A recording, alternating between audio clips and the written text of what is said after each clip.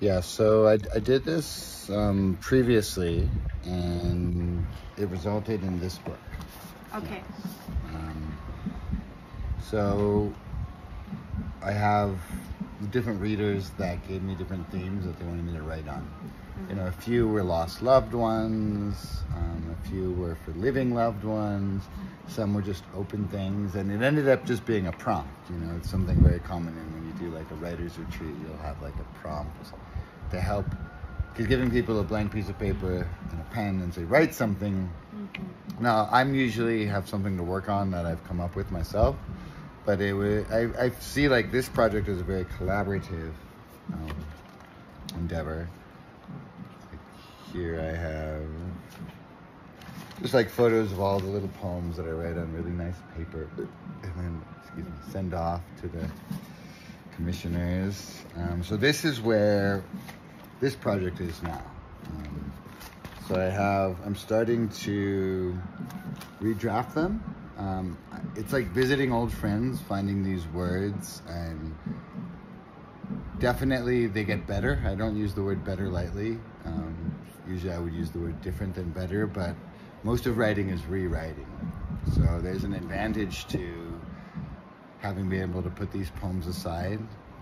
Normally I think if I'm going to put poetry into a book, I don't always give it that long of a relapse period.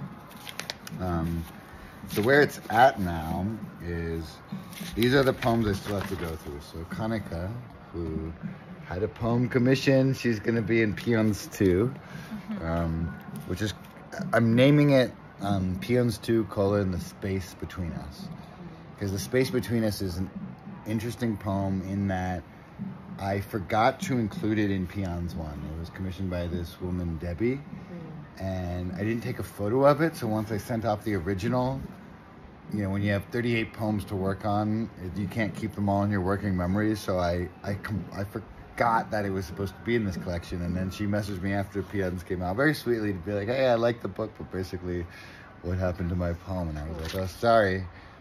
Print on demand, so I could have put it in there, but I guess I just decided to have it be the first poem to lead with in the new collection.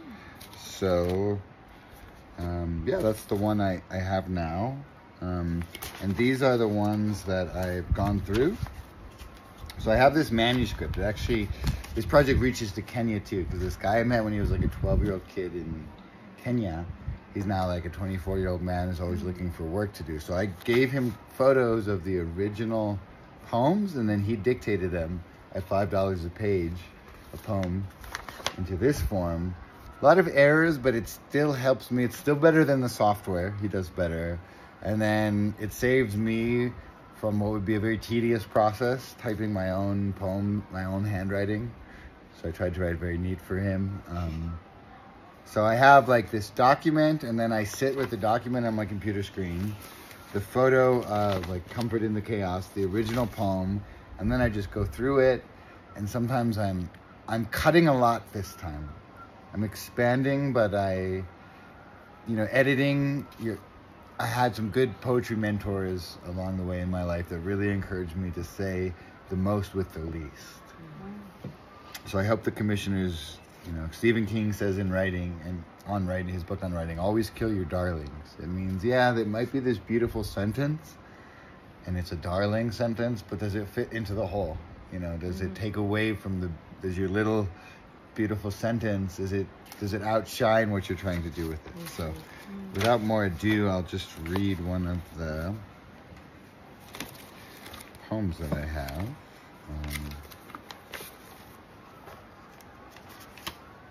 Okay, so these are two that I have that, this one just today, I brought from a rougher form to a more finesse form. And I know there'll be another redrafting after I go through all of this. Then the poems will be nice to read from beginning to end, and then, little tweaks will happen. And then you have to think about space in a book. You have to think about like spatial reasoning, because there's some lines in the size book I'm gonna do, which is gonna be smaller than this one. This is 9x6. I'm gonna do 8x5, which is gonna be like, I've been doing 8x5 by 5x5 for a lot of poetry books for a while, and now I'm going even smaller. So there's just a lot of things in publishing you have to think about that is not the process of art. It's the process of meticulous things. Anyways. Paeans 2, The Space Between Us, is coming into the world, and right now, I've been to this place many times now. I'm almost 40 years, well, not almost 40, I just turned 39 this summer, but I have my last year of my 30s. So I've either put out or played a role in putting out some 20 books in the world. So at this point, I recognize where I'm at in the process, I don't have to deal with what a lot of people I work with in my writers' retreats have to deal with. Can I do it? Like, will it happen? What do I do next? Like, I know all the steps, and I'm trying to do 5 poems a day. I end up doing 1 to 2 a day in editing. So, but I'm trying to move it to this beautiful end of the process. And then a whole nother process starts off, right? Then you publish the book, and you should probably tell someone about it. Maybe even tell everyone about it. And for me, sometimes I don't give that part of the process enough due, because I'm moving on to, here's another music album, or here's another book of poetry. I think one day maybe I'll collaborate with a publisher, and they'll be quite fond of how prolific I am in putting out new things, because then the publisher can do the sort of thinking I don't like to do, which is how to sell your work. But the sort of it's sort of part of the work I advise other writers to do, which is, don't short sell yourself in selling your work to the world, because you only probably put your heart and soul into this, and you'll probably never make more than minimum wage. Hey, Daniel. I'm in the back. In the back? Mm-hmm. Yeah, to the right. Okay. All right, so I'll read this poem. The Hardest Thing There Is, commissioned by Victoria Williams. One of the hardest things I ever did was leave. It is hard because the love doesn't leave, your feet do. And sometimes they march. Other times you crawl, run. Sometimes you slowly back away from the untenable situation. Turning away from something is equally a turn towards something. Love that lived. Yeah, you can go find Daniel if he's lost. Daniel! Okay. Cool. Hey, Coco. Hello. Bienvenue. Let's get some more tea going. Hola, Kalika. Kalika. Daniel. Nice to meet you. Nice to meet you. Good to see you again, man. Cool fanny pack. Cool what? Cool fanny pack. Fanny? This, no, not fanny, but fanny This pack. one? Yeah, it's Fanny a cool pack, word. you call this Well, maybe a fanny. In America. Fanny would Yeah. mean fanny. Fanny means butt, but not in the way it means in British English. You can't say that in Britain. Yeah, it'd be funny if you walked in here and he said, cool, nice fanny. And then he was like, But we call them fanny packs in my English. So, let's see. We're not doing this live, but we're just recording a poem for... we got to see the fanny pack and we're going to talk about it. Look at that. I mean, it's got the bee on it. That's a cool... It's not a bee, it's some... Wow. Maybe it's a bee actually. yeah, Maybe it was a it looks moth. like a bee.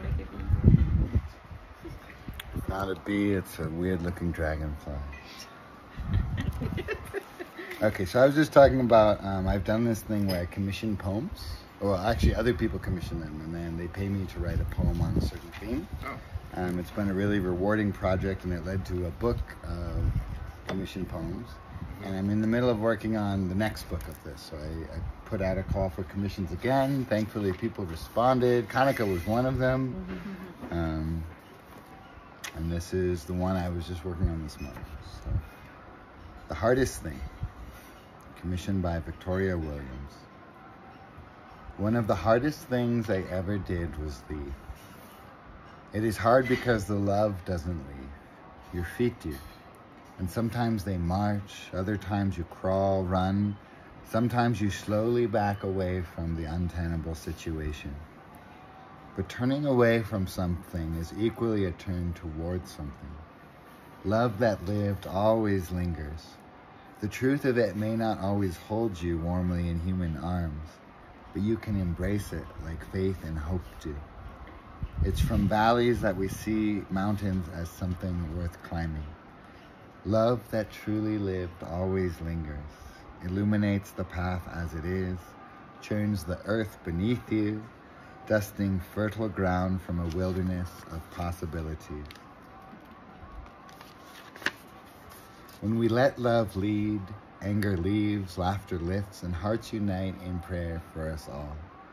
Let this truth plant the seed of hope that will blossom into the fruit that everything is unfolding as it ought to. The spring is muddy, summer's hot, winter's cold, and in the fall is a bird's song, not heard in other seasons. Some friends don't live with us, but within us. Each is a light of this lamp that warms the world. Let this shine, and you will have shown the hardest thing in the world, the sweetest song there is.